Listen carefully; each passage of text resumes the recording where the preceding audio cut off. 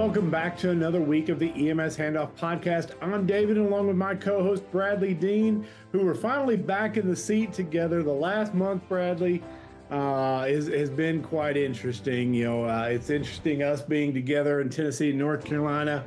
A lot of stuff has happened. You've been places, I've been places, and we're finally back together in the saddle again. Bradley, how you been? Good. I was up Ohio last week, and now in North Carolina, down at Ocean Isle to teach for a couple of weeks here. So we've got a couple of things in the works for us, and hopefully we'll actually sit side by side again sometime soon. It should. A lot of things have been coming. This is the first time, I think, in the last 4 weeks that I've been still.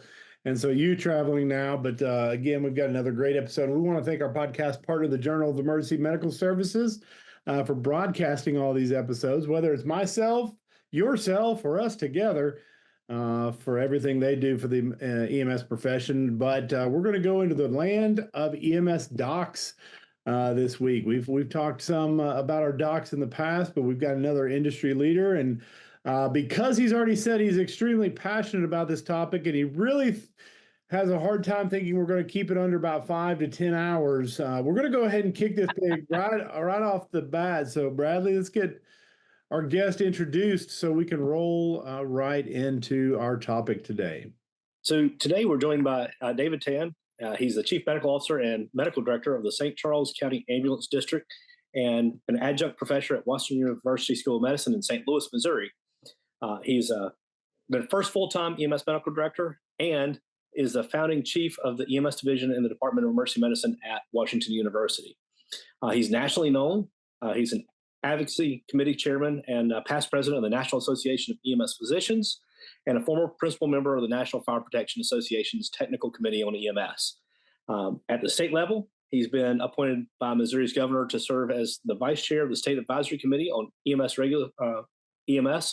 Regionally, he's the chairman of the Metropolitan St. Louis Emergency Transport Oversight Commission and serves as medical team manager for the St. Louis Metropolitan Urban Search and Rescue System. He's certified as a tactical EMT. He's a medical director of the St. Charles County Police Department and certified as a structural collapse rescue technician and medical specialist with St. Louis Metro USAR Task Force 1.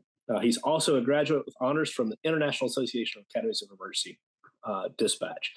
And it's funny that he's a structural collapse rescue technician because that's exactly what we're here teaching in Ocean Isle Beach this week. I wish I could be there with you. But I would love to have you here with us. I actually went out and we were setting up and looking at a couple of the other instructors set up the O course for the heavy lifting and moving that we'll be doing on Tuesday. So, yeah, that's a fun time. Well, Doc, let's go ahead and kick right into this topic. So ultimately, medical direction, as a physician, you just sign on and just sign off on everything that the ambulance service wants to do, right? That's all you do, right? Yeah, just once a year you sign off and then you don't see him again for another year. And that's about it. Any questions? Hey, we're done. All right. Let's wrap up. Okay. So obviously we're not going to get into this topic and something that you're this passionate about just to say sign off and take it on. So let's go ahead and just start with a basic, simple question. Everybody probably thinks they know the answer to this, but what is the role in the emergency medical system regarding medical direction? Well, I think, and first of all, thanks for having me. And this topic is something that I love talking about. And I've built a whole career out of it. And I'm one of the few physicians in the country that get to really do EMS full time.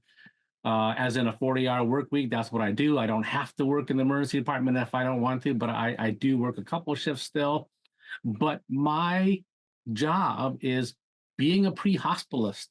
And it's still baffling to me that in the 21st century, people like me, full-time physician medical directors, are few and far between. We're kind of the unicorn, and it shouldn't be that way when you consider how much EMS does today and how advanced we are getting as far as the expectations for our paramedics and EMTs and what we're supposed to be doing in our communities, far more than just waiting for a call anymore. And so the role has expanded quite a bit in modern EMS systems. I mean, it is, we joke about seeing the medical director once a year sign off on the protocols and that's it. But, I got to tell you, there are still some services, I know everyone listening knows of at least one, where the medics literally wouldn't know their medical director if they ran into him.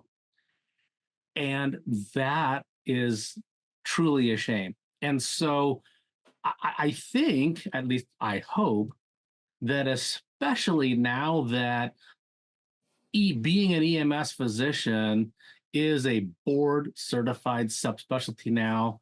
2013 was the very first cohort of doctors that were board certified. So we're over 10 years now.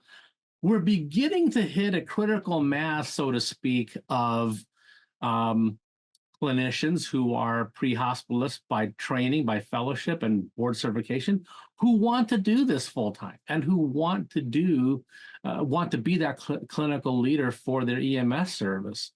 And so it shouldn't be that hard, at least we hope, of finding those people if that's what an EMS agency really wants.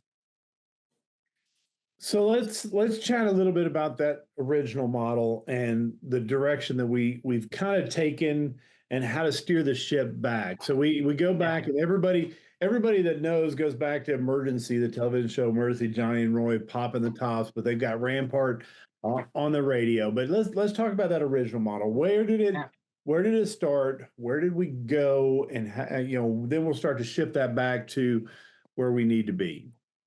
Yeah, well, we kind of chuckle about that, but interestingly enough, that television show really was pivotal in giving Americans a glimpse at what professional rescuers could look like. And it also gave them a glimpse of how the training program developed. And if you look at the history of paramedicine and where that curriculum came from, it really was the hospital-based physicians, the emergency department physicians. And interestingly enough, you think about the history of emergency medicine in general, that was also about the same time that emergency medicine itself was beginning to blossom as its own specialty. Recall that we really didn't have the first official residency training program in emergency medicine until about 1980 or so. So emergency medicine as a concept was really beginning to blossom. And the idea of using physician surrogates like paramedics was built around a doctor who cared about it enough to teach them.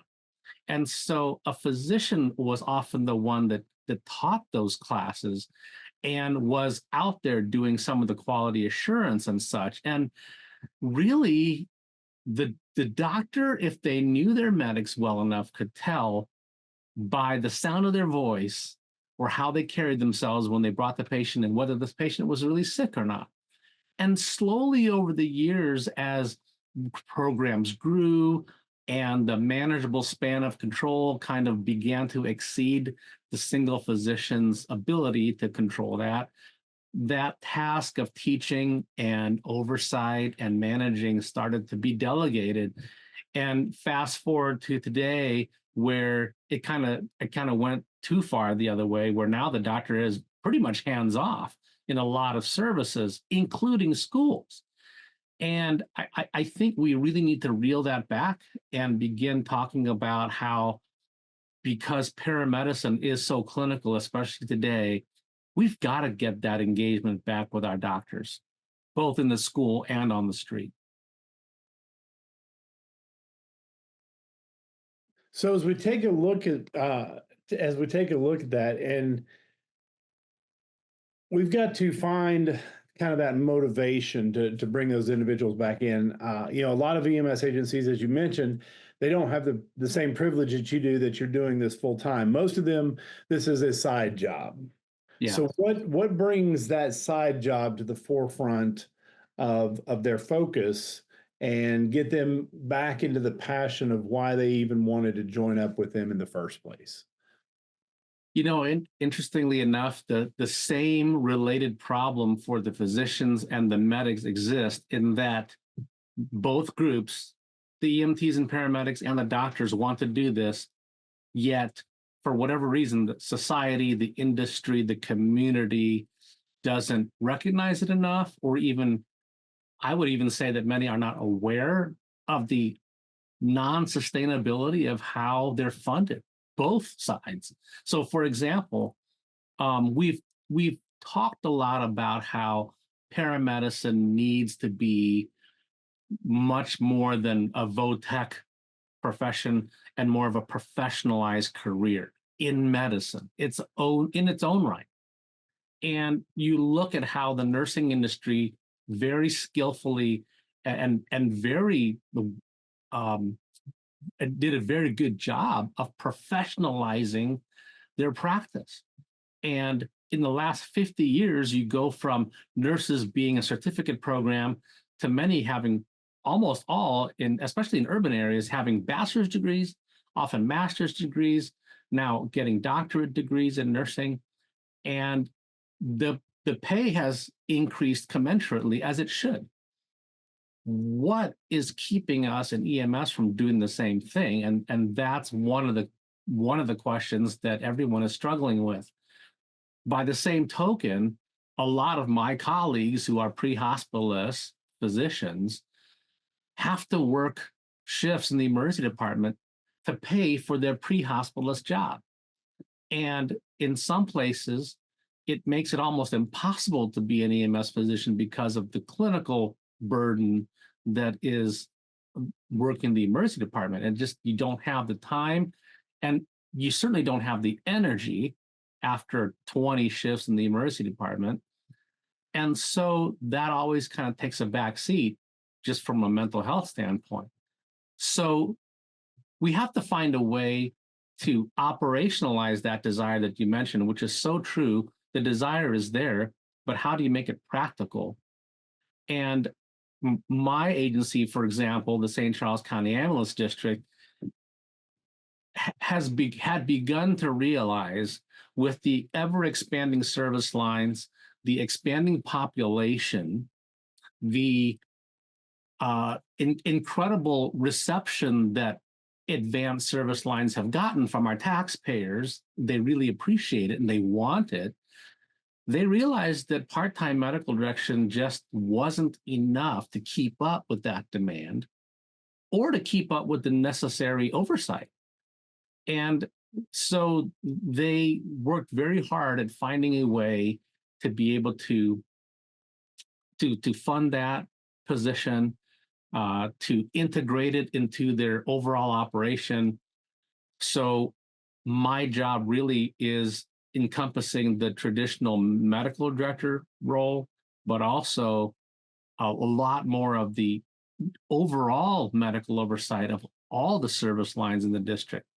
And so getting the industry to figure out, how do we make that a priority? If we really believe that EMS is a practice of medicine, how do we make that a priority?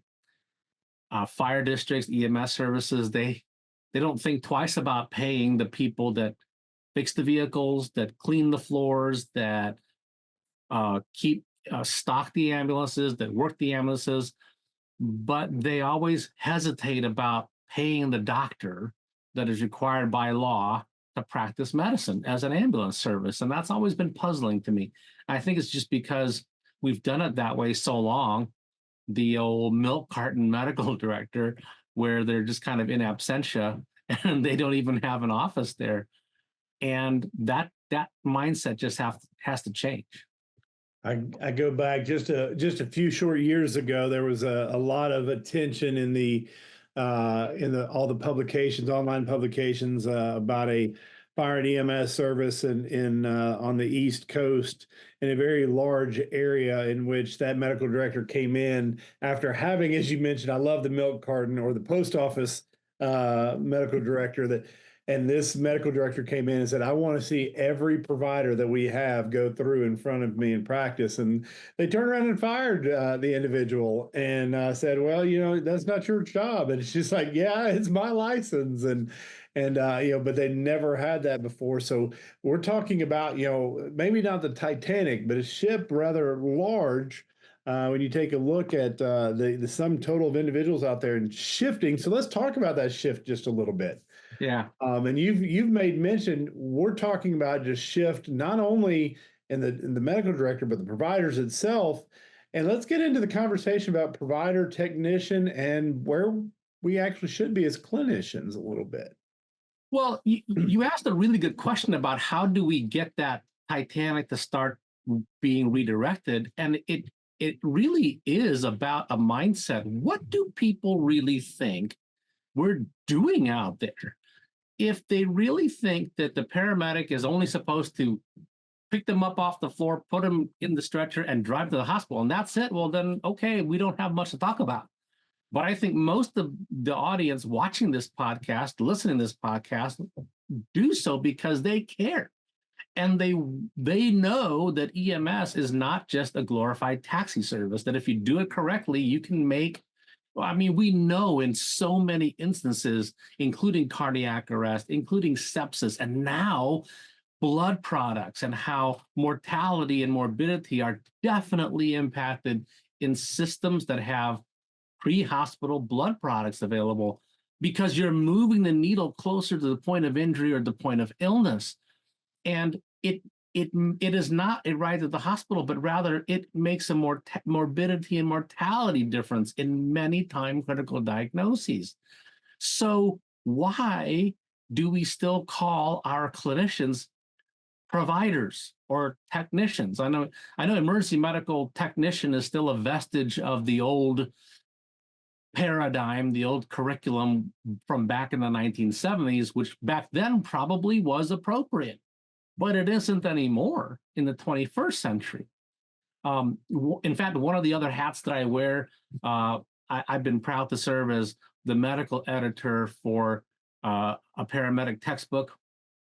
And one of the first things that I asked is, can we summarily make an editorial decision to replace provider with clinician or practitioner? It's something that the National Association of EMS Physicians had really championed for some time prior to that. And it makes a difference because it makes people stop and think, they are clinicians. We do expect them to have a differential diagnosis. We do expect them to make a diagnosis. That's also something that always made me laugh a little bit when people said, well, paramedics don't diagnose anything. And I said, well, of course they do. I mean, how else are they supposed to know what protocol to pick or what to treat or what medication to give? They have to make some presumptive diagnosis at least. So get your head out of the sand and embrace the fact that this is a unique practice of medicine. And so I was very happy when the publishers came back and said, you know what, that sounds great. So that was really replaced with practitioner or clinician, and it makes people think about what is it we're doing out there on the streets in the back of an ambulance.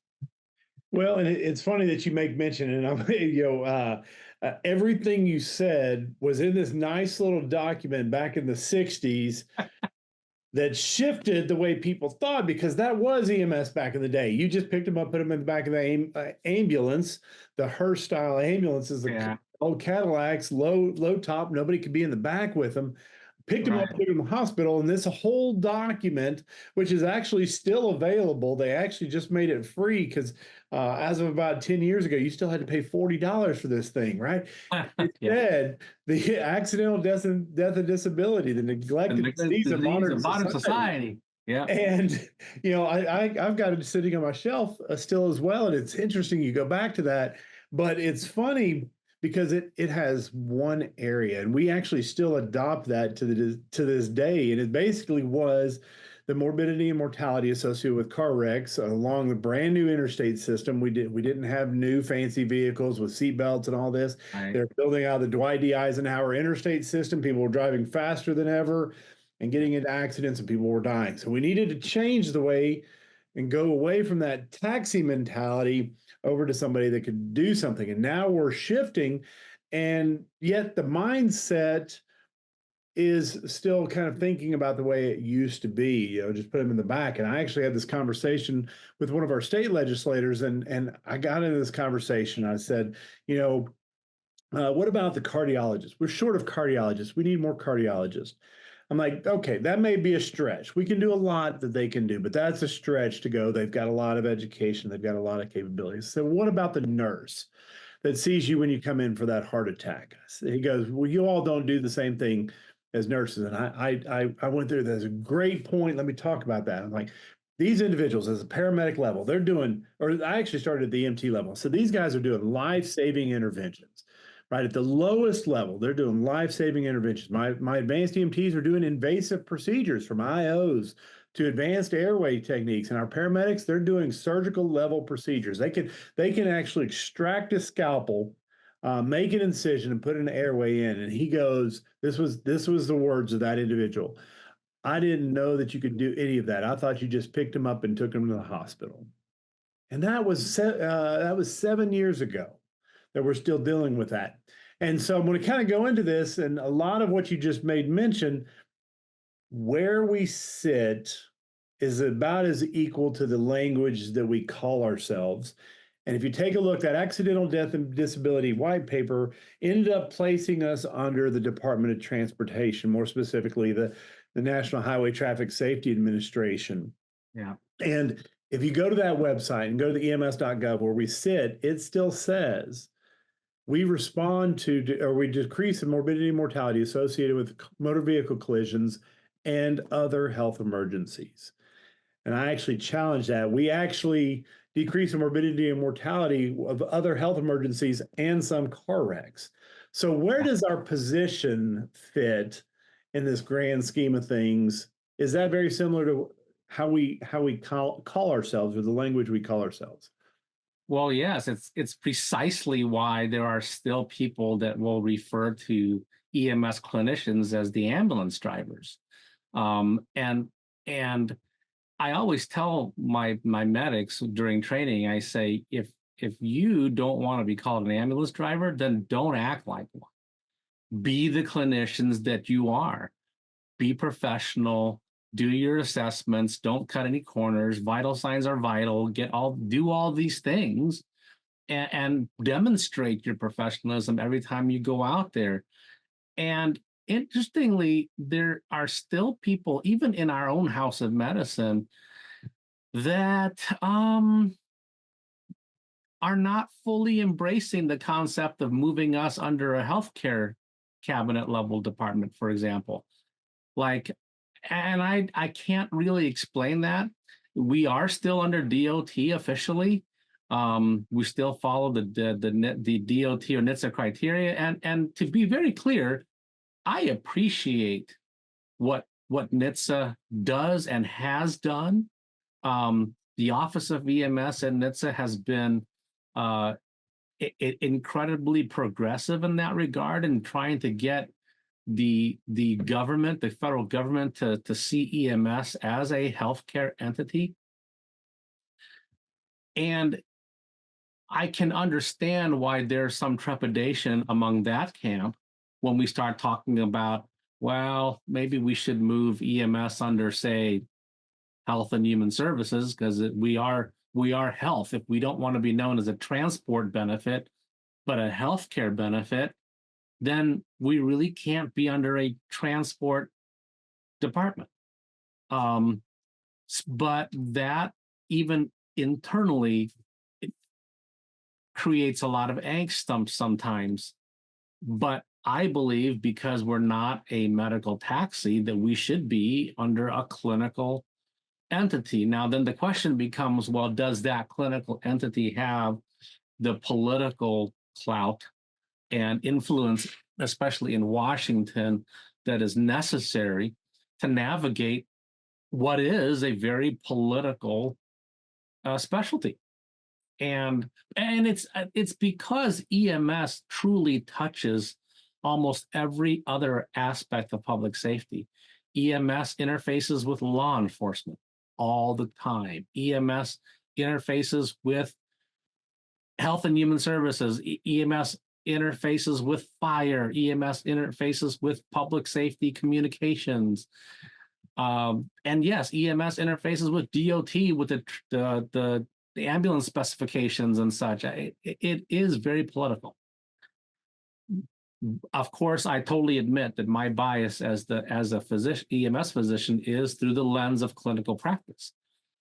And I remind everybody wherever I go that yes, EMS, there's a lot of administrative, there's a lot of medical legal, there's a lot of operational things. But where the rubber meets the road, literally and figuratively, is the practice of medicine. And so we have to stop thinking about our clinicians as merely technicians and our vehicles as what defines us, and look at it as our vehicles as a conveyance of our practice, not the other way around.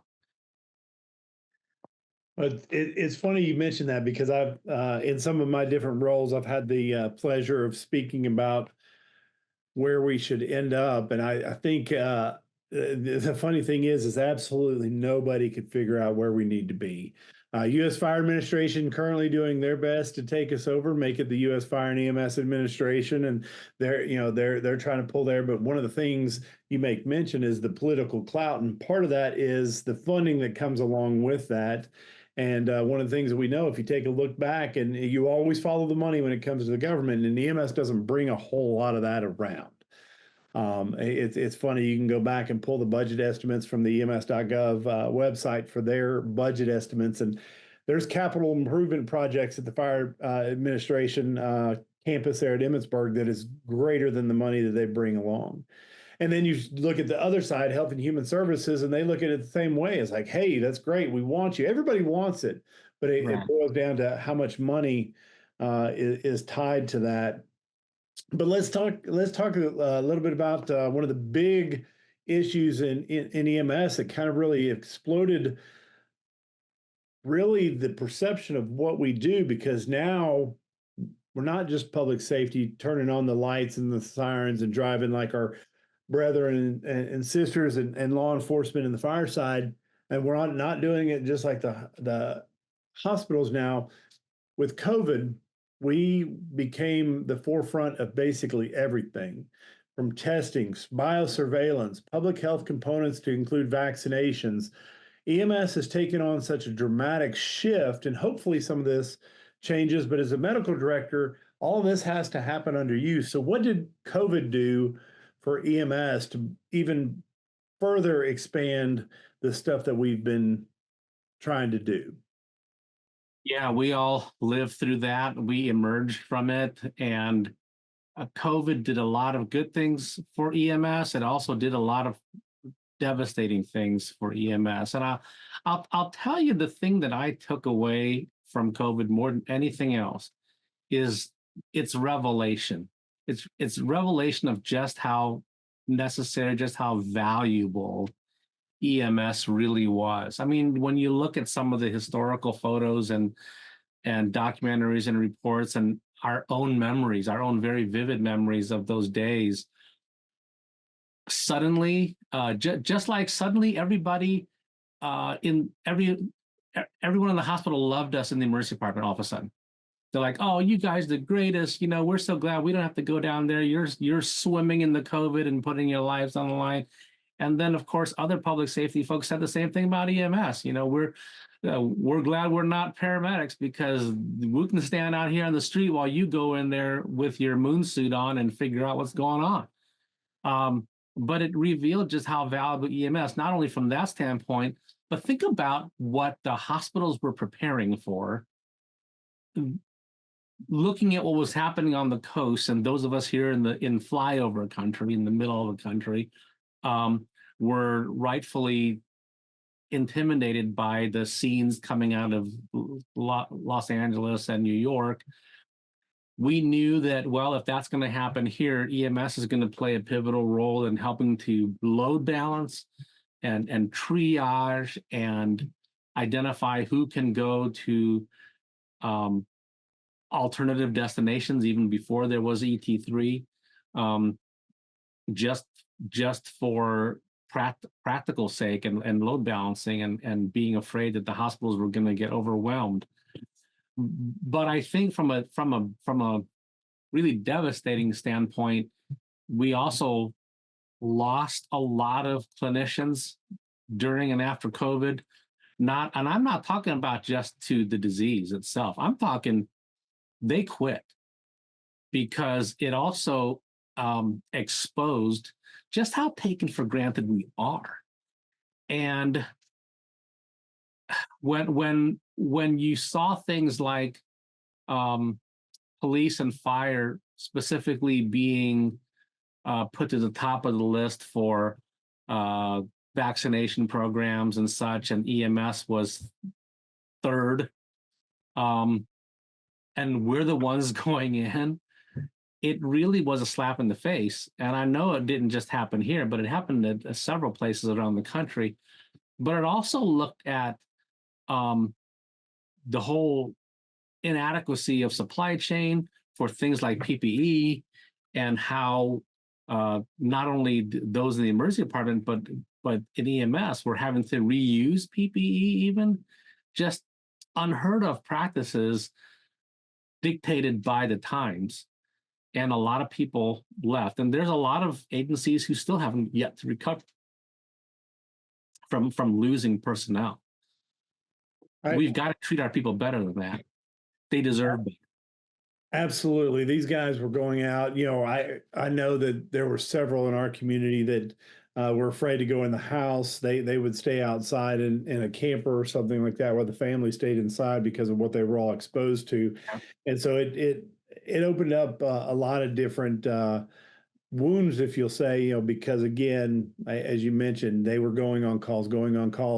And then we take a look at a lot of the news coming out of there. Hey, they're number one, they're the best. And then they turn around like, if they could only do more, then these people would stay alive. So one of the things I'm going to ask you next, and I think I'm going to ask you to pause before you answer it, so everybody that's listening can answer this for themselves. Does every state in the United States require an ambulance to be provided? Let people ponder that. I think what you're asking is, does every state consider EMS an essential service? Is that what you're asking? Yeah, because typically with an essential service, it requires a designation that you have to provide an ambulance. So is EMS considered an essential service? There are very few states out of the 50 that consider EMS an essential service. And that's something else that COVID revealed. And when that was exposed, I can't tell you how many people came up to me and said, wait, what? That can't be right. I said, oh, it's right. I mean, it's wrong, but you are correct. EMS is considered an essential service. I think it's 12 states, maybe 14. But the point being that it is a small minority of states that consider EMS an essential service. Now, here's the interesting thing. Before everybody says, all right, well, that's it, we just have to put this on as a ballot measure, and all 50 states make EMS an essential service. Well, I think that would be fantastic in concept, but before you do that, you got to ask yourself, well, can your state afford that? And again, it kind of goes back to the sustainability of funding. And if people realize that simply calling it essential service, with that comes mandatory funding, that could put a lot of cities and a lot of locales in a lot of trouble. Yeah. So North Carolina doesn't consider it an essential service. However, it is in legislation and administrative code that each county must establish and maintain an EMS system, and it defines that. So it puts the onus back on the local counties in North Carolina. So while it's not considered an essential service, each county must maintain it. Now they can subcontract it, they can do other things, but a majority of counties in North Carolina establish and run it. And so it sounds like in North Carolina, it's not an essential service yet. It kind of is by making every county provide it somehow. Yeah. In my state's the same way. It is deemed an essential service. It was actually in the legislative session that COVID was around that they made that an essential service, which meant that every county had to provide for in the same way that they had to provide a minimum of one ambulance. But as you made mention, just because they do an essential service doesn't mean there's essential funding that comes along with there. If there's not a secondary appropriations bill that goes behind it, and it's funny because there's a paramedic textbook, and I'll put various chapters on my phone and we'll listen to them on occasion. And one of the first ones talking about the EMS system, it talks about when modern EMS was created, that the federal government put the seed funding out there, and they made the comment that, hey, this money's only going to last for so long, and the state or localities are going to have to take this up. And everybody thought, like every other bit of financial funding, that it was never going away. And that day come, and that funding went away and was never replaced. And so we talk about resilience and different fundings, which gets us into our next topic, which has kind of really come out of the COVID change, and then the push of our medical directors and our service directors and our practice paramedics or providers, clinicians that are out there. We need to re-envision the way that we are funded.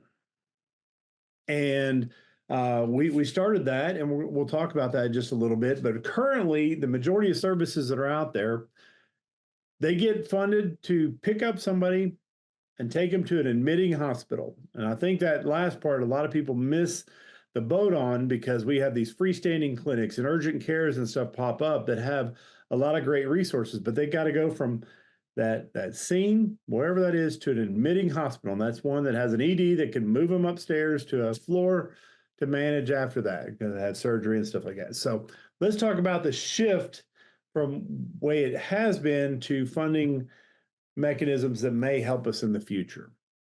Well, I think because of COVID and its ability to reveal just how valuable EMS is and what else it can do besides pick up people and bring them to a hospital, but lots of stuff in between.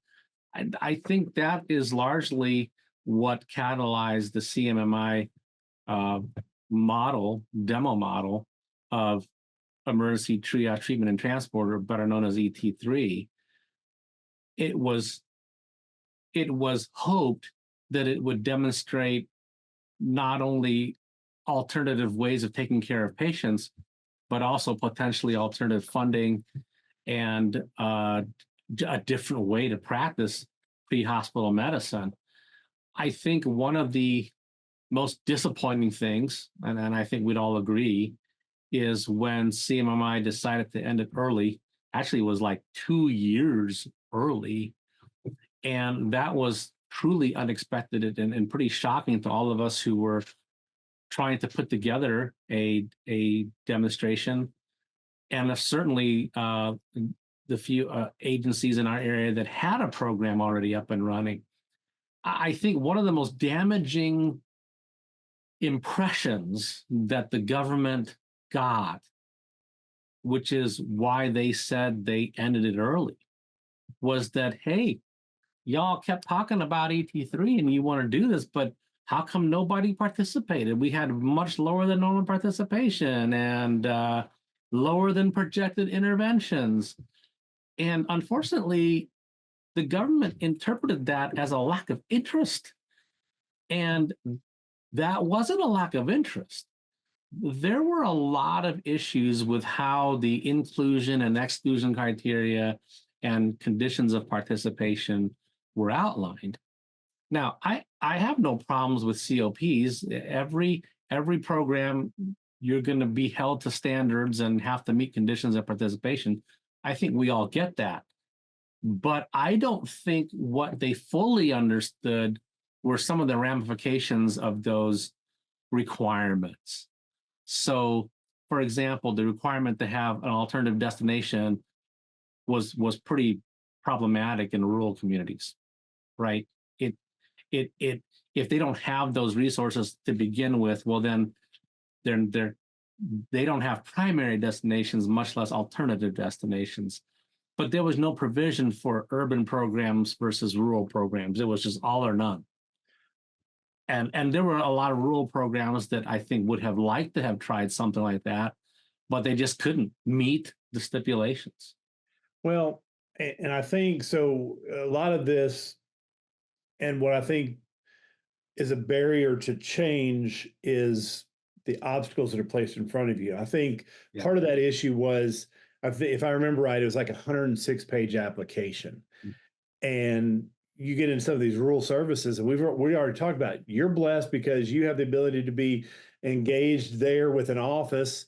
And some of these rural services have a director and the road crews, the clinicians that are out in the field, and that's it. And you've got this individual that's trying to make this 106-page document, and he's having to go in front of the county commission. He's having to go in front of like the barriers to change. It's one of those, again, going back to our analogy of the Titanic, all we're doing is turning from one iceberg directly into another.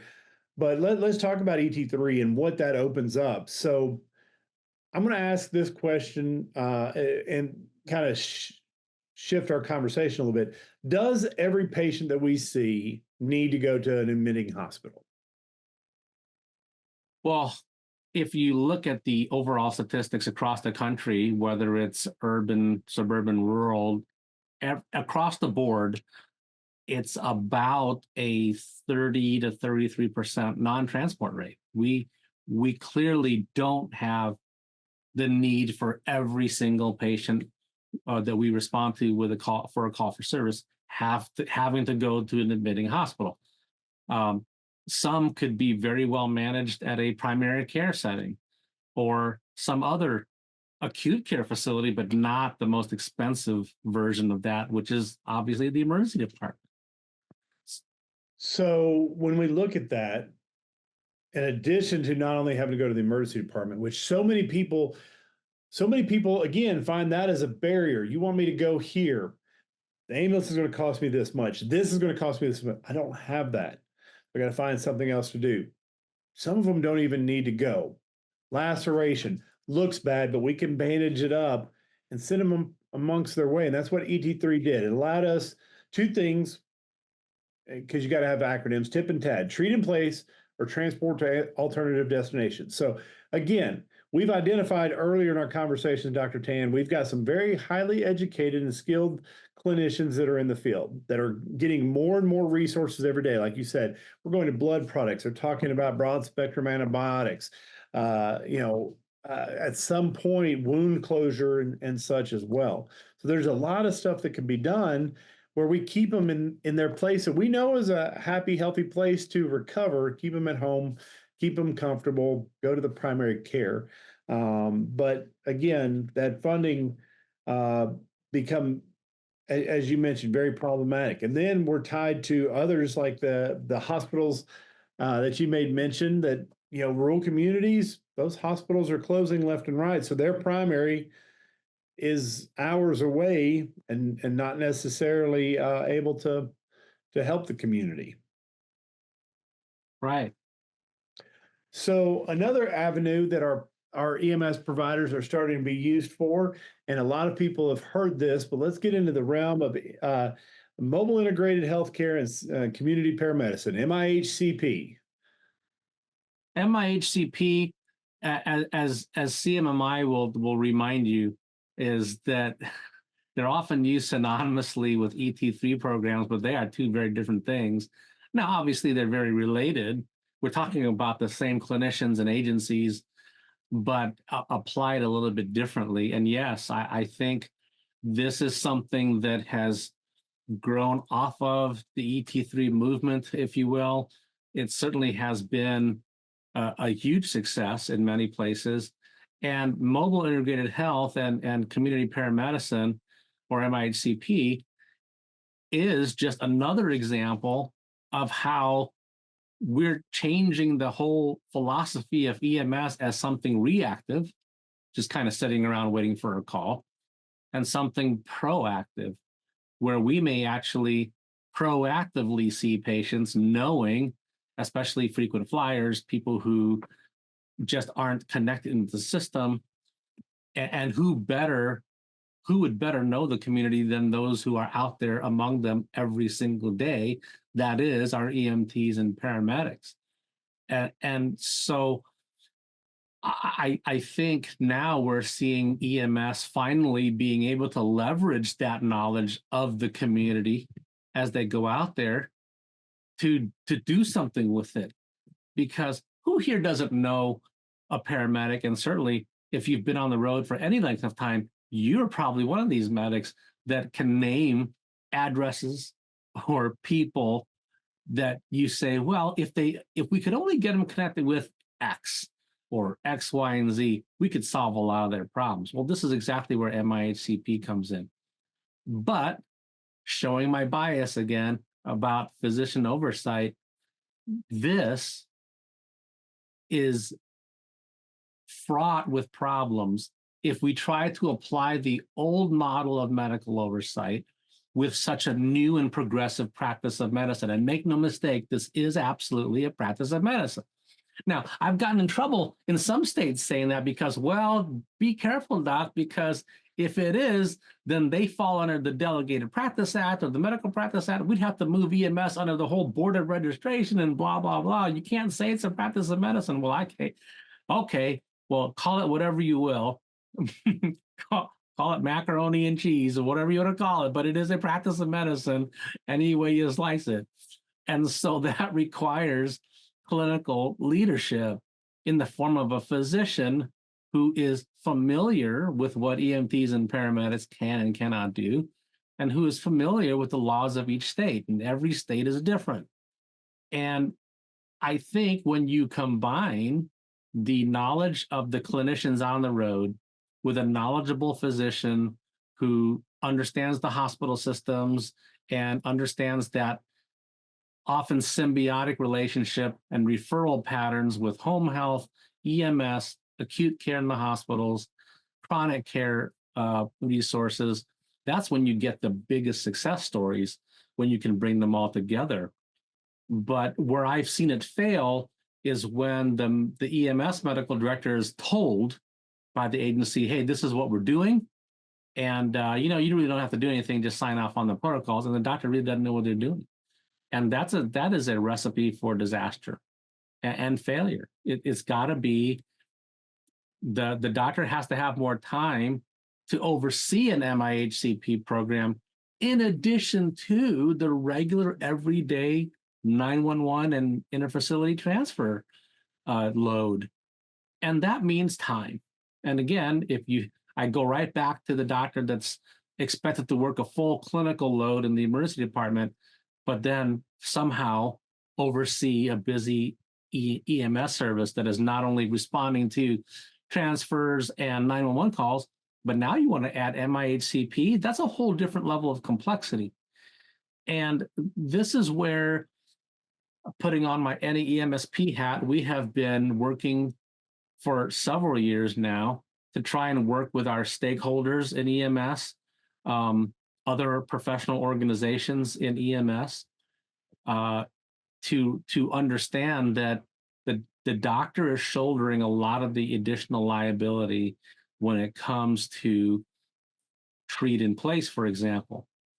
I think most people can appreciate that if we're not transporting somebody with an acute complaint, there's a little more risk with that. You have to not only have really good standing orders and protocols and a very defined inclusion and exclusion criteria, but you've got to have a safety valve as well in the form of some kind of real-time communication. Now, if you recall, ET3 tried to, for treat in place, they have the requirement for a telehealth partner. I think that was a really good idea for what they were trying to do. But interestingly enough, that turned out to be a barrier for a lot of programs that wanted to try this because they already had protocol-driven criteria with very good medical oversight. And so how do we reapply that so that it's not a barrier anymore? But that's why NAMIHP, I think, is a really great alternative and a really great solution for certain problems that can be protocolized with good medical oversight. So we have talked about a metric amount of stuff from the start to shifts through COVID and many different things. So as we kind of get towards the end of this, now we're talking about medical direction and the direction that we need to head. So internalizing a lot of this stuff, and so kind of wrap all of this up and say, hey, Dr. Tan, you're mentoring the next individual that's getting ready to come into this field. How do you set him up or her up to be successful as the medical director and push this profession to the direction we need to go? That is a super great question, and it's really appropriate that we can start right back to our first topic, which was medical direction the way it was meant to be, which was personal, interactive with the clinicians that they were responsible for. I think that's where we need to go back to. You know, I had the distinct privilege of giving a talk at Pinnacle EMS Leadership Conference this year. And one of the slides I put up, I saw a bunch of phones in the audience going up, and they were taking pictures of it. And it said, if EMS is a practice of medicine, then we need more than just casual part-time clinical leadership. I think we as an industry have to start embracing the fact that because we are demanding so much more of our paramedics and our EMTs, frankly, to know, we're demanding so much more skills they have to do. We're demanding so much more than just giving a ride to the hospital, but now we're expecting proactive interventions instead of merely reactive interventions.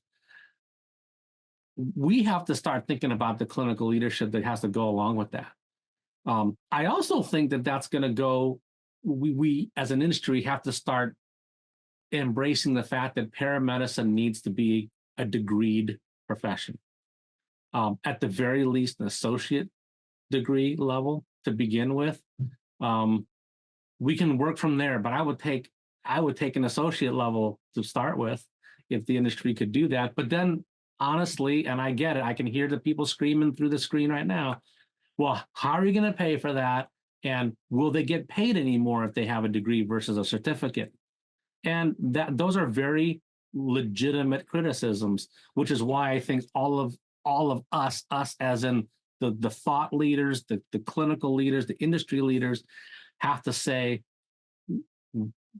we all agree that EMS is not just a ride to the hospital, that it is a clinical practice, a very unique practice at that. Then we need to start doing what the nursing profession did and agree, all right, this is the new standard. This is what we're moving to. Nursing didn't get to where they are today in a week. It's been 3 decades or more since they started this road to professionalism, and they should be commended for what they've done with the nursing profession. I am convinced that we can do the same with paramedicine if we simply decide that that's what we're going to do, and start moving in that direction. We've already made incredible strides in EMS in recognizing the vast potential that EMS has on public health and what EMS can do in our communities. So I don't think for a moment that we couldn't do this as an industry. And it's conversations like this that we're having today that's going to help move that Titanic in that correct direction. It's funny. Bradley's going to smile because he knows I always try to work the television show The West Wing into every episode somehow. And what you made mention is kind of interesting, whether it's a degree or really it's change in general. But it's kind of like Social Security. Why don't you want to, as a politician, why don't you do anything with Social Security? It's a third rail of political politics or professional politics. Like you touch it, you die. Like your career. And so you made mention about the degree, and this is where there's two things in public health, public safety that they people don't like. They don't like change, and they don't like the way things are. And this is one of those things. Going back to the Social Security conversation, they were in one of the episodes. They were trying to get some people together. And as they were like, "Hey, before I do this, I got to have assurance you're not going to do this, or not going to do this, or not going to do this, or not going to do this." So we can't go in with that. We just have to go in, put everything on the table, put all the cards on the table and say, what's going to make the best outcome. Because when it comes to our clinicians that are out there, they deserve a better workforce. That's going to decrease turnover, that's going to decrease burnout, that's going to increase pay. But with all of that, it's going to continue to make our providers or our patients better protected as well. So we appreciate that. Bradley, I've kind of taken over the conversation. Really, we've let you just kind of sit there in the background, but we'll give you a chance to kind of summarize your thoughts from tonight as well. Yeah, so I've been sitting here, making notes and doing a few things.